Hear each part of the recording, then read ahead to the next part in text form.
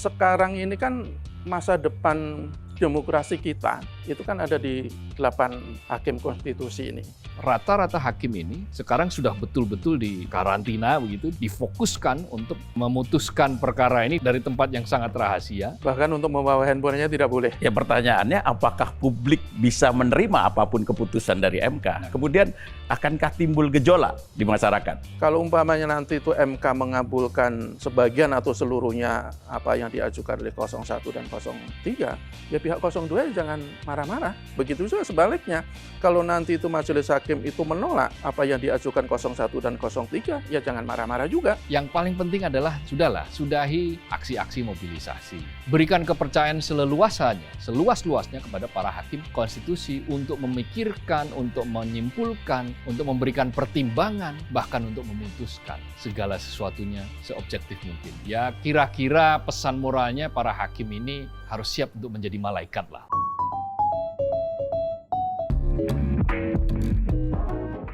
Halo Sobat Media Indonesia, salam sehat dan selalu semangat. Jumpa lagi bersama kami dalam program Ordal, obrolan mendalam bersama orang-orang dalam. Ada Mas Jaka Budi Santoso. Salam sehat. Salam sehat Mas Jaka. Mas Abdul Qohar. Minal aidin wal faizin. Minal aidin wal faizin. Mohon maaf lahir lahir dan batin. Ini masih Kan suasana Syawal. Lebaran ya, Suasana Syawal. masih Syawal. Hari-hari ini kan perhatian publik ya, fokus perhatian publik itu masih seputar episode akhir, ya kan, sidang sengketa Pilpres 2024 di Mahkamah Konstitusi. Minggu depan, saat kita sekarang taping ini, awal minggu depan, yaitu tanggal 22, Mahkamah Konstitusi akan mengambil keputusan. Hari Senin. Mengambil putusan hari Senin nanti. 3 hari lagi dari sekarang. 3 hari lagi dari sekarang. Iya. Semua pertanyaan, semua harapan akan terjawab pada hari itu. Di situ. Nah, apapun yang harus kita kunci dulu nih. Mestinya kita kunci dulu bahwa ya inilah keputusan yang mesti diterima itu. Suka tidak suka, manis atau pahit, sedih atau gembira, bagi para pihak siapapun ya dia harus menerima itu karena sifatnya sudah final dan mengikat. Jadi karena final dan mengikat itu judulnya ya, final itu artinya terakhir, mengikat itu ya mengikat pada semuanya. Final itu berarti tidak ada upaya hukum lagi. Ya itu sudah upaya hukum yang terakhir. Gitu. Nah, apapun keputusannya dia harus diterima. Nah, selama itu belum terjadi upaya untuk memutuskan itu, ya boleh saja orang mengajukan apapun, termasuk mengajukan amicus curiae, menjadi sahabat pengadilan. Meskipun itu sebetulnya kan tidak dikenali dalam sistem pengadilan kita ya. Friends of Court. Ya, yang ini kan biasanya umumnya lazim terjadi di pengadilan-pengadilan yang Anglo-Saxon ya. Yang di sana ada juri dan seterusnya. Tetapi praktek semacam ini kan bukan pertama kali. Di kita ini kan bukan pertama kali. Sudah ada presidennya kan. Zaman ketika kasus Sambo itu kan juga ada tuh yang menjadi sahabat pengadilan. Baradae kan waktu itu. Eliezer ya. Baradae Eliezer. Nah, jadi praktek-praktek semacam ini ternyata sudah ada jurisprudensinya sehingga wajar belaka apabila hal ini kemudian dipraktikkan lagi di Mahkamah Konstitusi. Tetapi yang pasti apapun ya kedaulatan ada di tangan para hakim Mahkamah Konstitusi. Ada yang mengatakan berani atau tidak memutus, sementara yang lain mengatakan ya jangan ditekan-tekan dong hakim MK.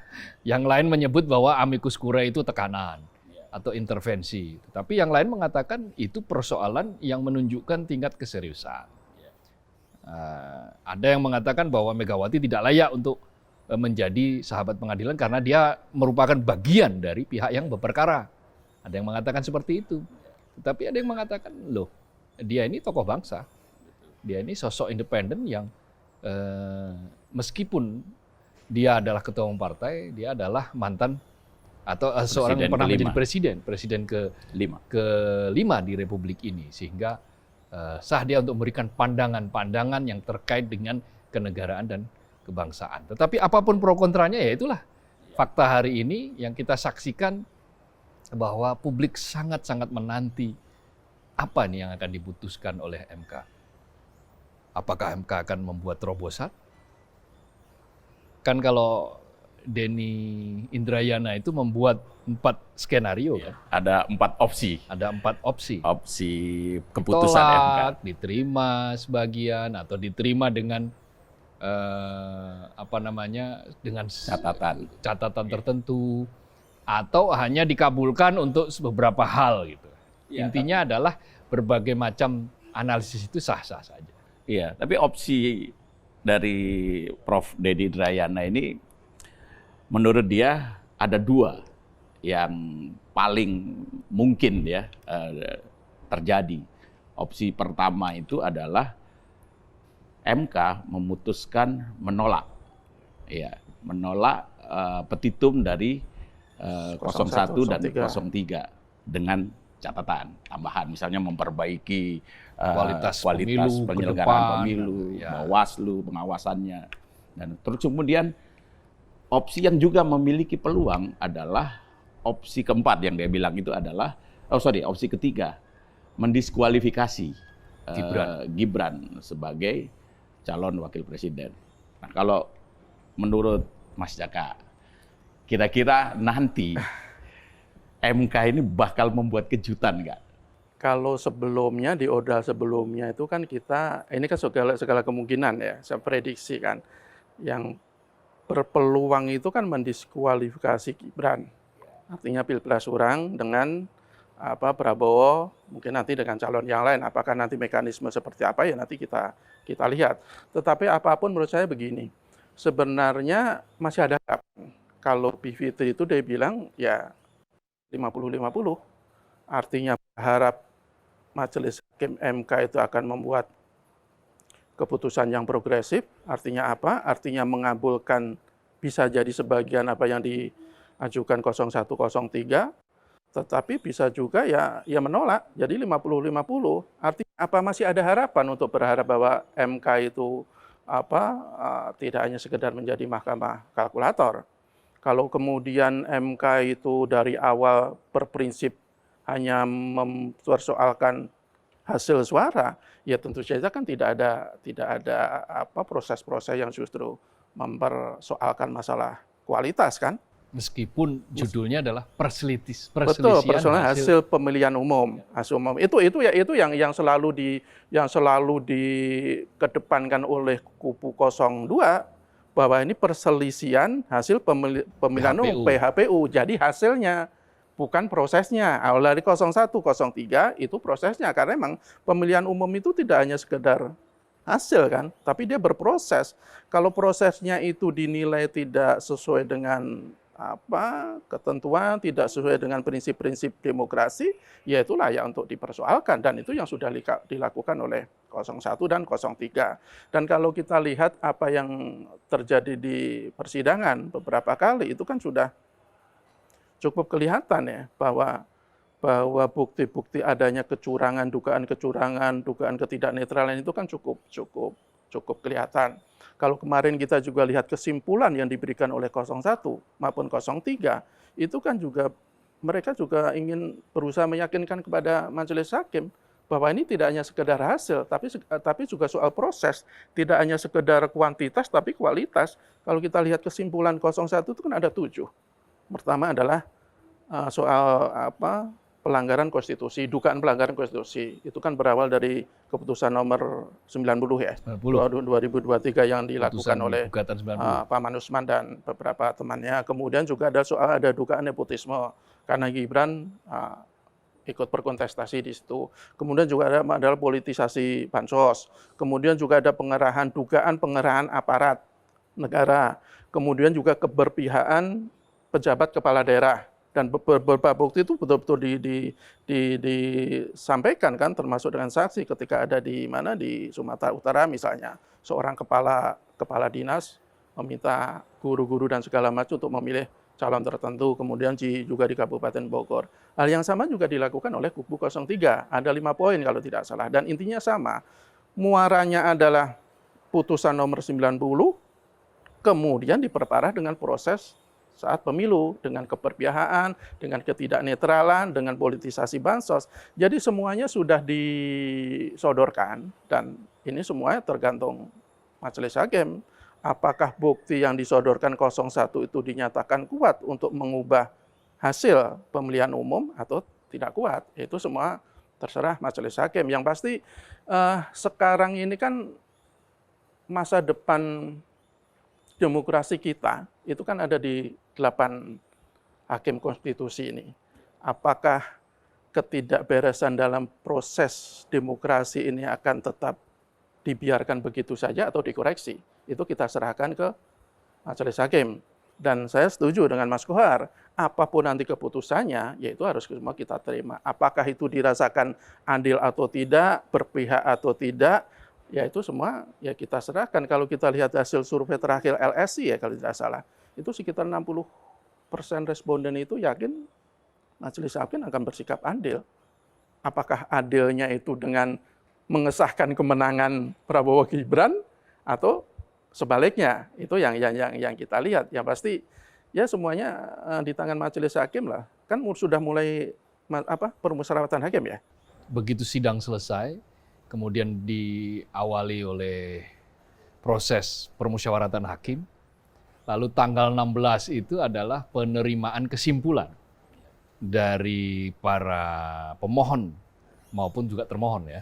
Apa kesimpulan? Dan kesimpulan sudah disampaikan tanggal 16. Nah, sekarang hakim masih di dalam permusyawaratan, ada berbagai macam analisis yang intinya adalah ya ada yang berharap, ada yang pasrah, ada yang ya memburu keajaiban kira-kira begitu.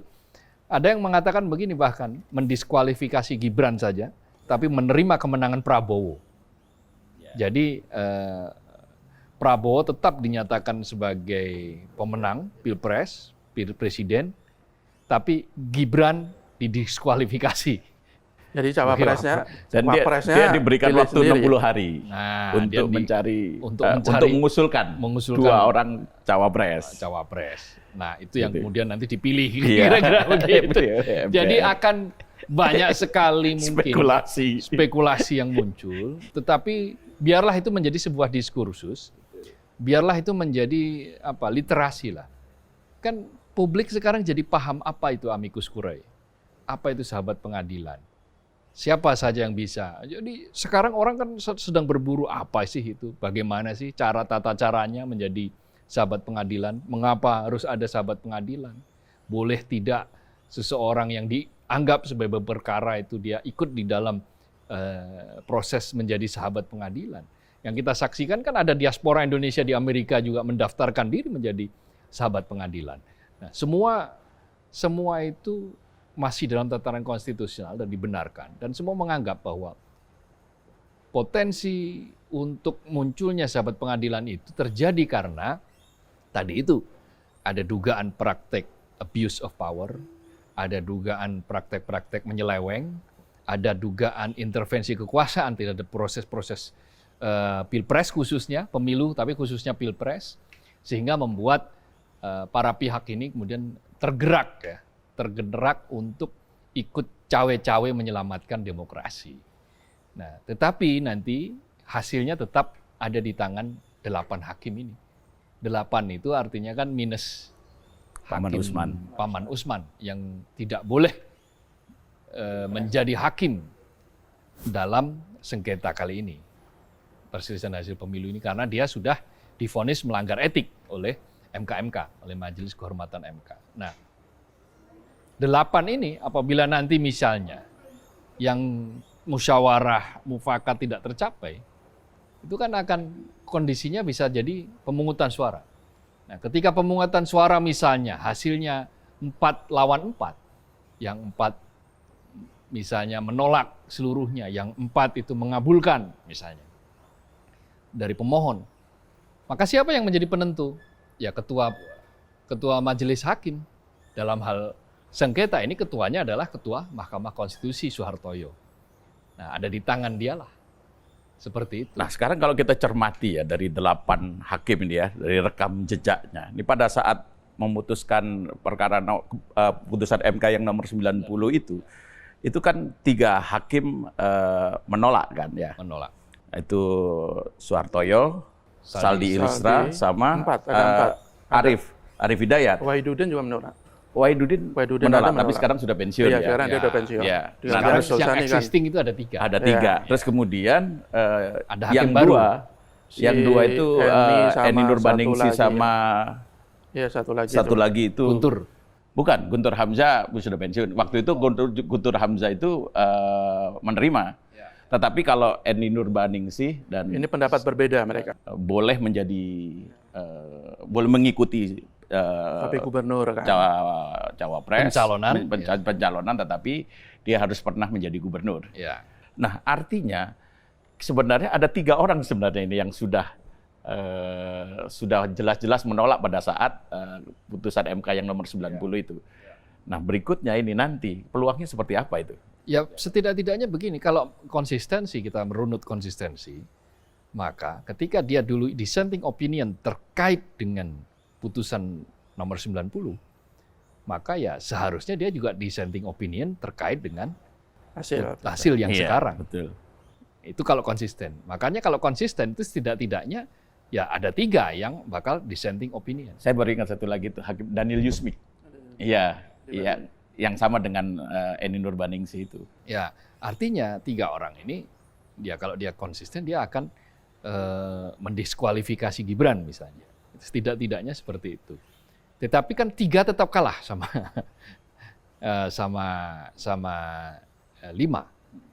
Artinya ya putusan yang ada 5. Tapi nanti kita lihat, kita tidak bisa main tebak-tebakan sekarang karena ini memang rata-rata hakim ini sekarang sudah betul-betul di karantina begitu, difokuskan untuk Di tempat rahasia katanya. memutuskan perkara ini dari tempat yang sangat rahasia. Bahkan untuk membawa handphonenya tidak boleh. Ya, dan ini adalah sesuatu yang memberikan kebebasan dan keleluasaan dari kemungkinan terjadinya campur tangan dari pihak luar. Nah, tapi sekaligus ini juga momentum bagi Mahkamah Konstitusi untuk memperbaiki citranya bahwa institusi ini adalah institusi yang masih layak untuk dipercaya. Institusi yang masih memegang prinsip-prinsip keadilan dan bagi masyarakat dia masih bisa menjadi harapan untuk mencari keadilan dalam konteks tugas dan wewenangnya ya dalam hal menjaga konstitusi. The Guardian of Constitution kan, fungsi Mahkamah Konstitusi seperti itu. Nah, karena itu kita melihat kalau tadi ada beberapa analisis dari berbagai pihak bahwa ada potensi untuk dikabulkan 50%. Tapi juga ada potensi untuk ditolak 50%. Ada yang mengatakan potensi untuk ditolak 70%. Hanya 30% yang potensi mengabulkan. Ada juga yang sebaliknya.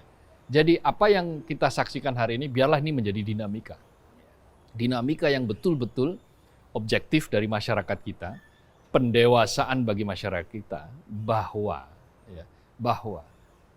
berbagai macam hal tindakan yang dilakukan, itu akan membawa konsekuensi.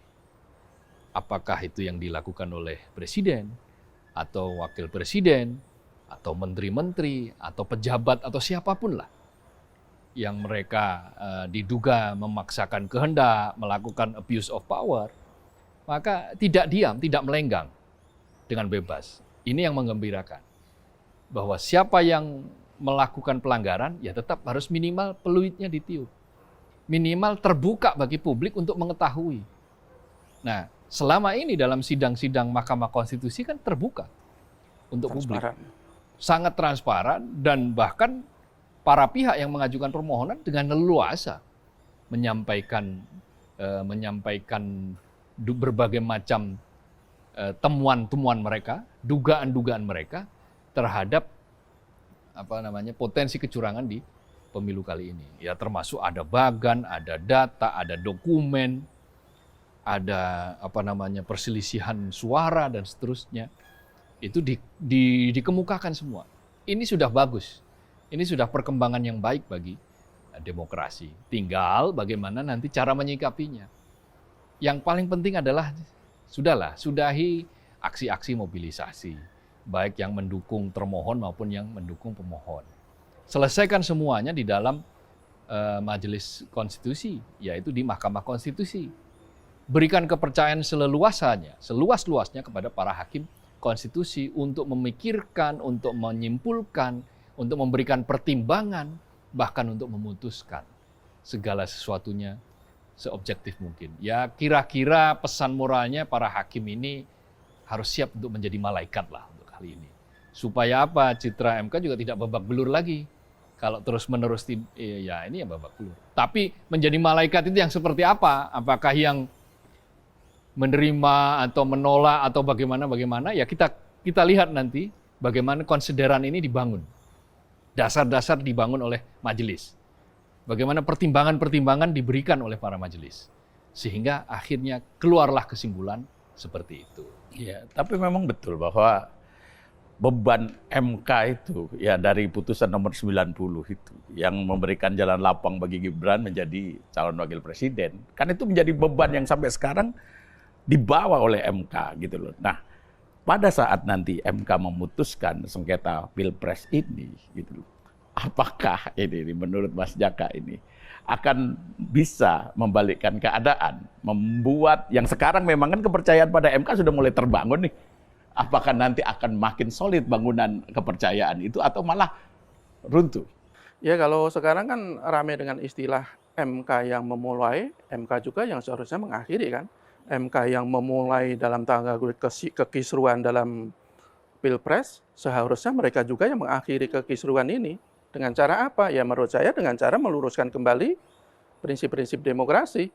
Kalau kita lihat, ya agak sulit ya untuk menyangkal betapa banyaknya pelanggaran-pelanggaran, betapa banyaknya kecurangan-kecurangan, betapa kasat matanya keberpihakan dari pihak-pihak tertentu, dari para penguasa, betapa telanjangnya cawe-cawe yang dilakukan oleh aparatur, sejumlah aparatur negara termasuk kepala desa dan aparatur desa. Itu kan sebenarnya terjadi setelah ada keputusan nomor 90. Kalau tidak ada keputusan nomor 90, kalau umpamanya Gibran itu tidak menjadi cawapres misalnya, saya kok tidak terlalu yakin akan setelanjang ini dugaan-dugaan kecurangan.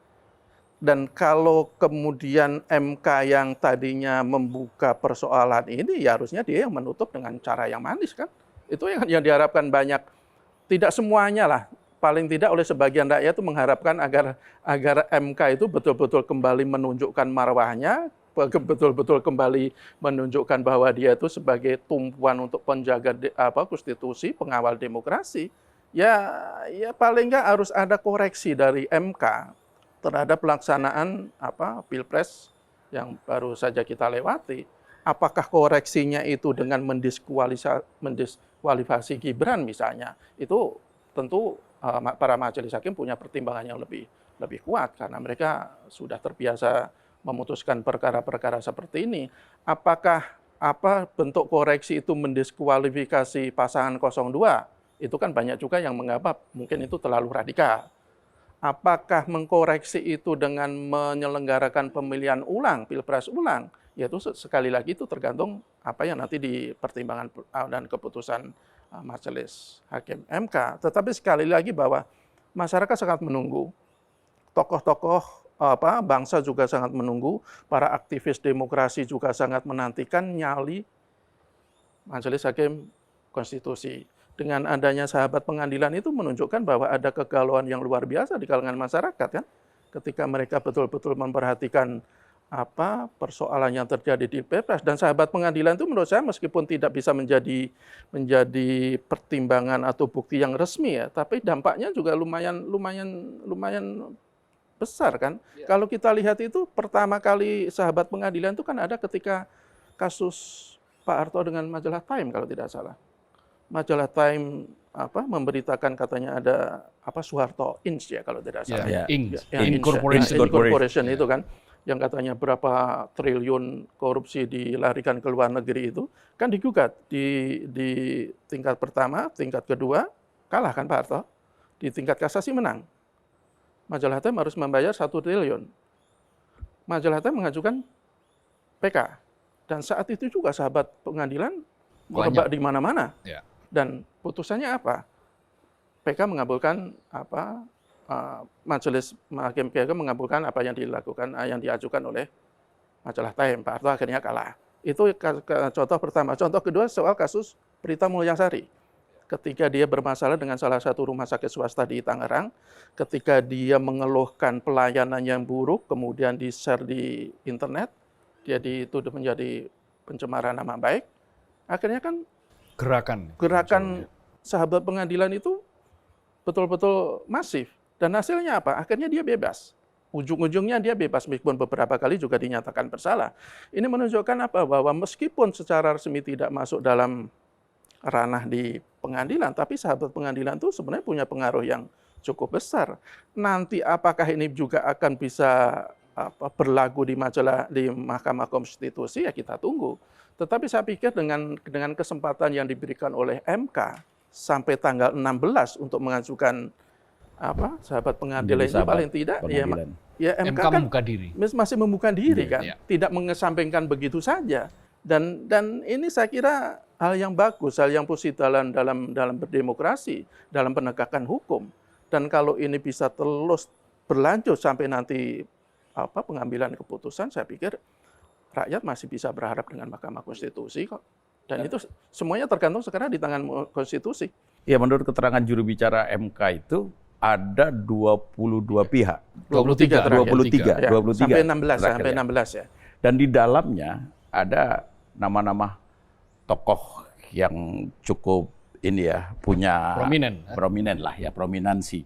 Ada yang paling utama ada Ibu Megawati, kemudian ada mantan Ketua KPK Abraham Samad, Busyro Mukhodas, terus kemudian ada Din Samsudin dan yang lain-lain. Itu artinya ada kepedulian yang cukup tinggi dari tokoh-tokoh itu. Ya, ada kepedulian dan keresahan ya, lebih tepatnya. Ada sesuatu yang sangat serius yang harus diselamatkan kira-kira begitu, sampai kemudian para tokoh ini turun gunung, masuk menjadi amicus curiae, menjadi sahabat pengadilan itu.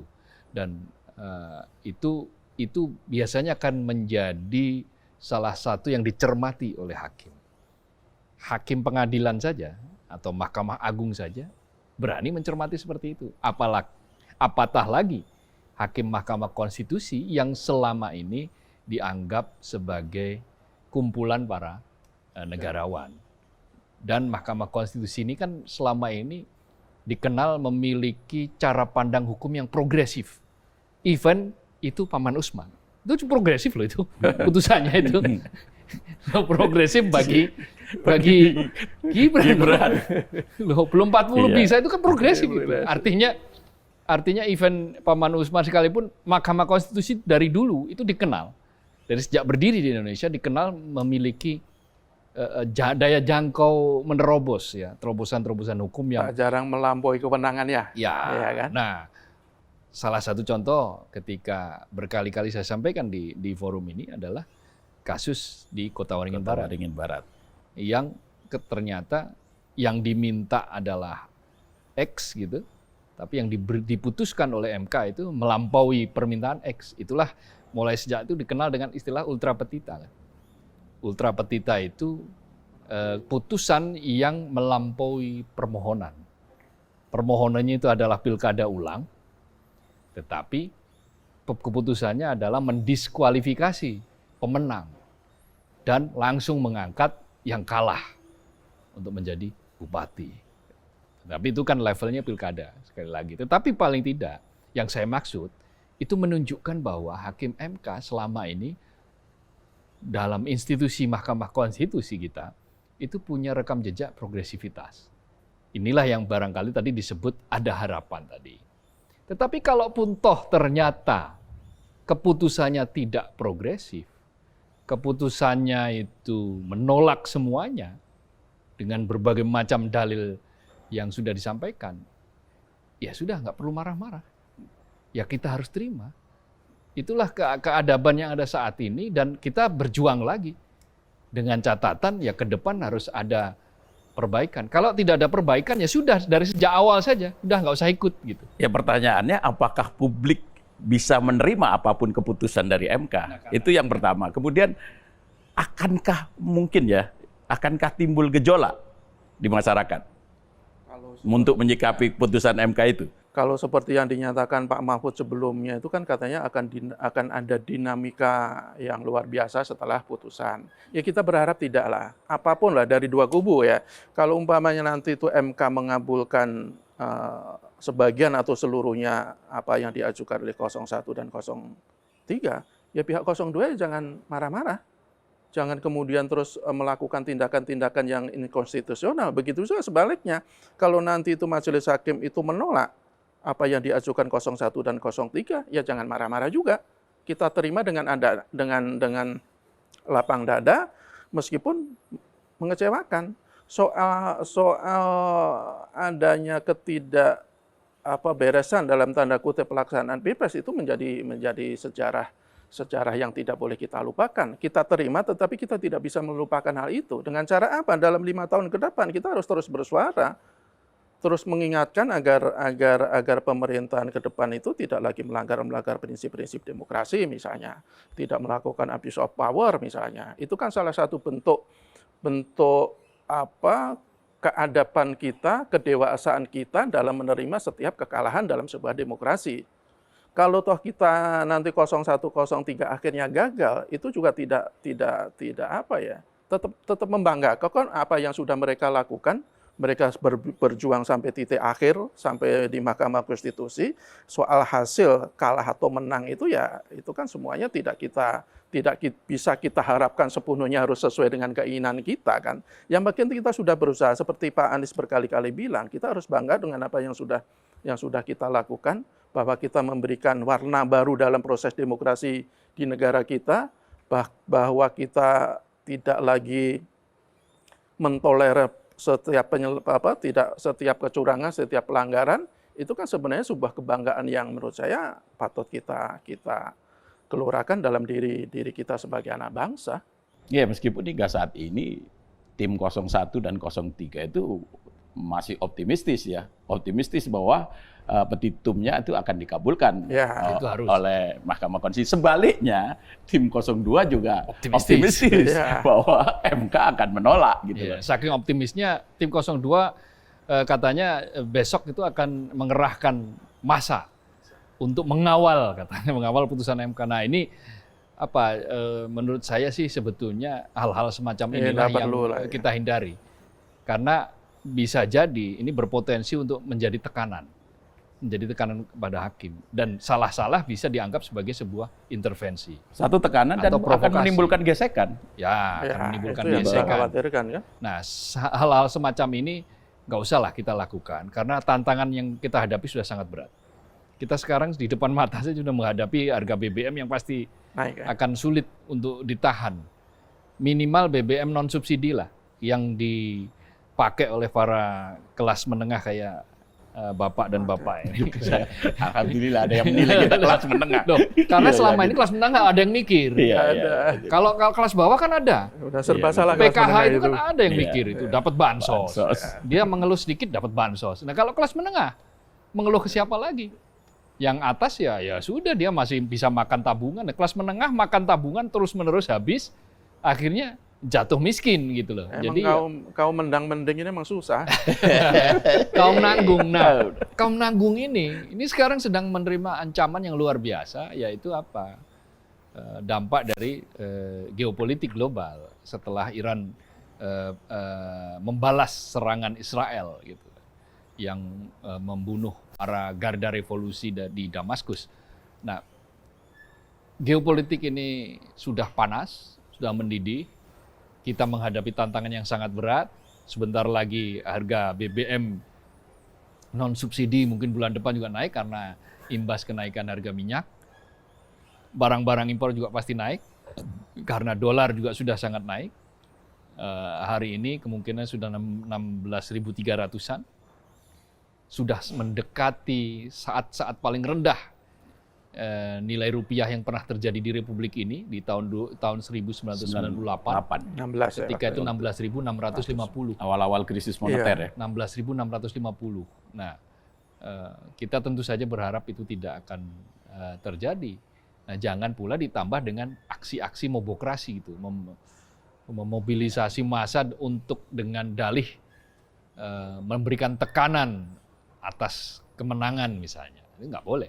Atau tekanan atas ketidakpuasan, itu juga tidak perlu, dan itu harus mesti dihindari. Karena itu selesaikan semua kepada Hakim Mahkamah Konstitusi, dia yang memulai, dia yang mengakhiri, seperti lagu karya Rhoma Irama yang judulnya tahu nggak? Oh yang mulai. Judulnya, saya tanya dulu. Judulnya Kegagalan Cinta. Itu. Kegagalan cinta. Kegagalan cinta lagu itu. Sebagai abdi. Dia abdi nih, anak buah Rhoma Irama. Cukup sekali aku merasa kegagalan cinta. Jadi mungkin bagi mereka yang menggugat kali ini cukup sekali lah kami ini ditampik cinta kita oleh MK. Nah, sekarang saatnya. Karena kau yang mulai, maka kau lah yang harus mengakhiri. Kira-kira begitu lagunya Bang Haji Rhoma Irama. Harapan besar itu kan betul-betul ditumpuhkan pada Mahkamah Konstitusi kan. Dan tanggal 22 besok itu, hari Senin itu kan menjadi penentuan, menjadi pembuktian gitu loh. Makanya kalau sekarang itu orang paling penting di Indonesia itu bukan presiden. Bukan Panglima TNI, bukan Kapolri, bukan Ketua DPR. 8 hakim konstitusi itu yang paling penting. Yang dia di tangan mereka ini akan menentukan perjalanan bernegara kita 5 tahun ke depan.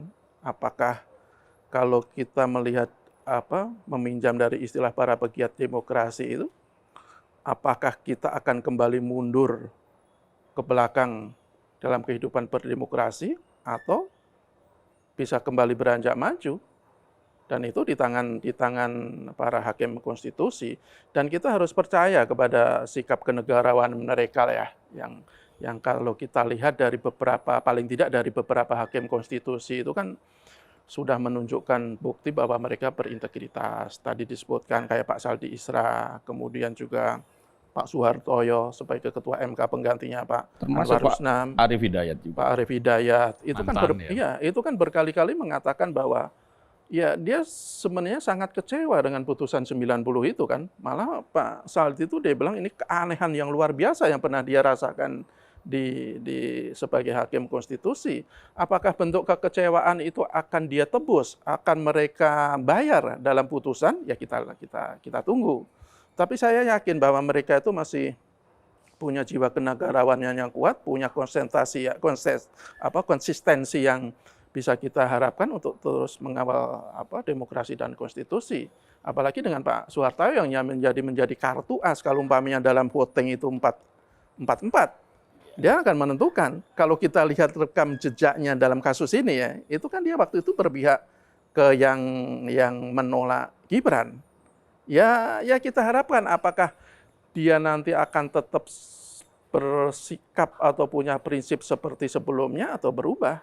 Karena manusia juga kadang bisa berubah kan tergantung situasi dan kondisi. Tapi kalau kita lihat dari beberapa pernyataan Pak Suhartoyo dalam beberapa kali wawancara dengan Metro TV sih, ya kita masih punya harapan untuk orang-orang seperti dia, Pak Saldi, Pak Arief Hidayat, mungkin juga Bu Eni dan segala yang lain-lain itu untuk memenuhi, paling tidak memenuhi harapan masyarakat lah, bahwa ya ada yang keliru dalam proses demokrasi sekarang dan itu harus dibenarkan. Saya kira sih itu. Diluruskan, bukan dibenarkan kekeliruan itu. Tentu kita berharap juga pada hakim yang baru kan, Arsul Sani. Putusan Senin nanti seyogianya, semestinya itu adalah yang mencerminkan posisi Mahkamah Konstitusi sebagai penjaga konstitusi. Dilalahnya misalnya, wotini.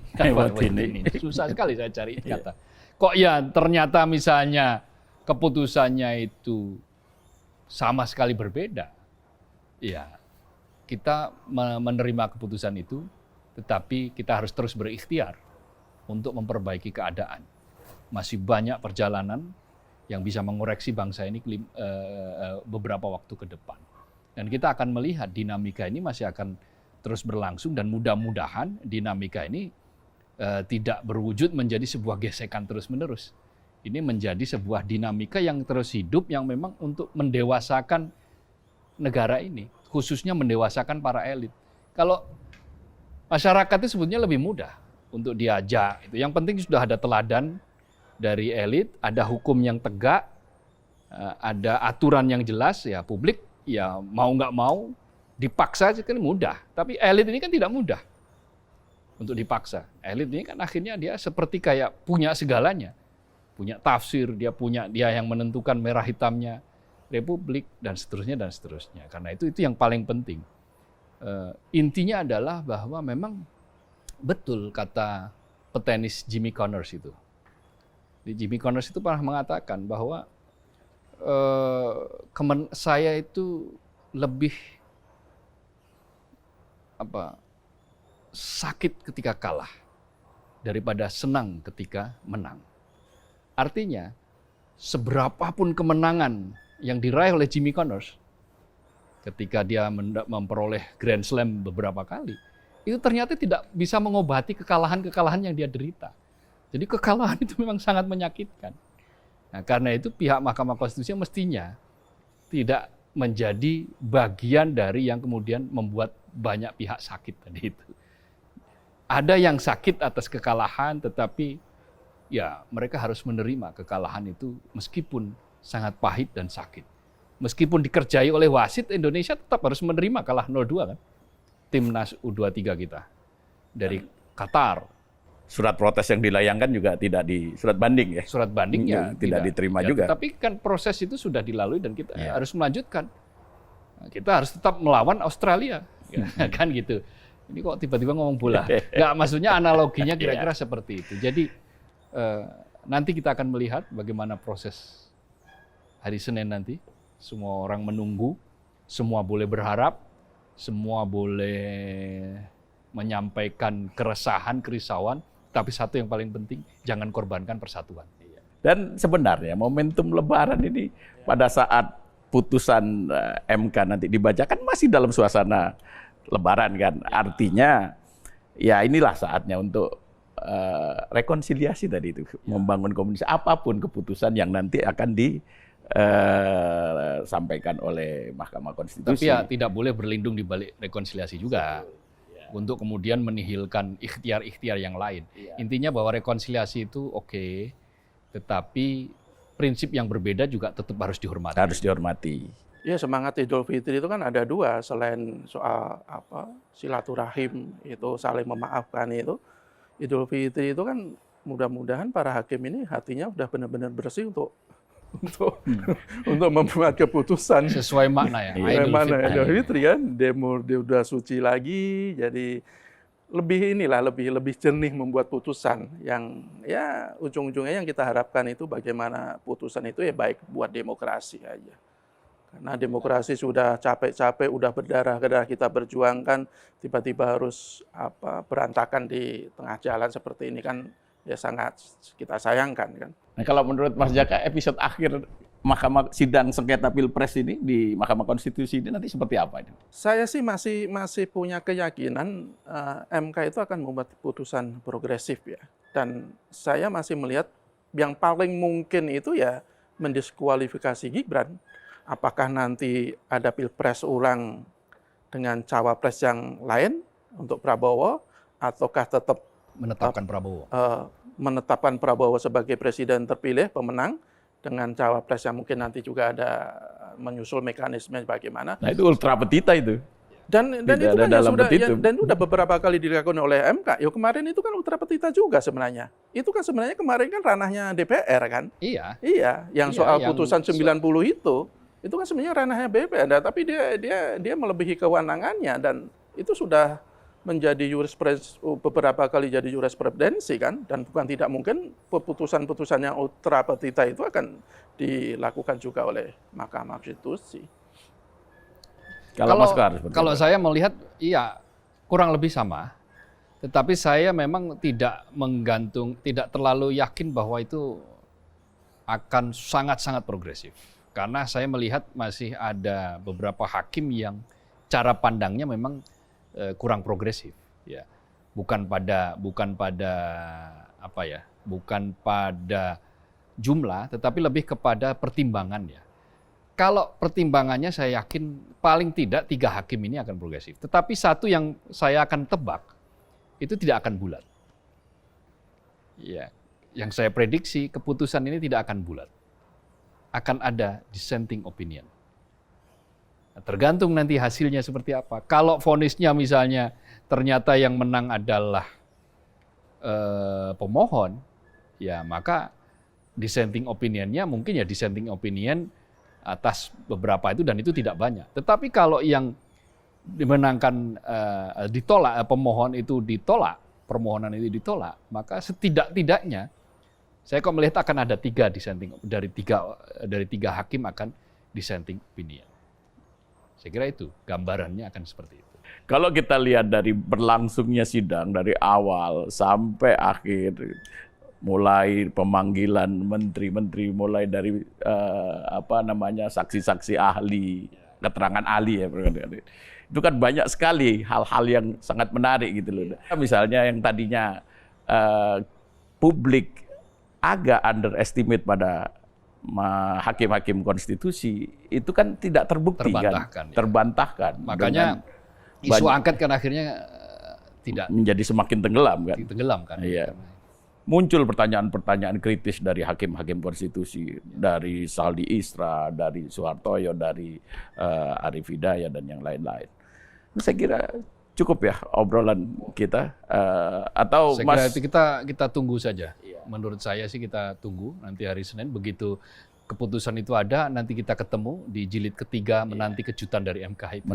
Intinya kita berharap yang terbaik lah buat demokrasi dan bangsa ini. Saya kira itu. Oke, baik Sobat PD Indonesia.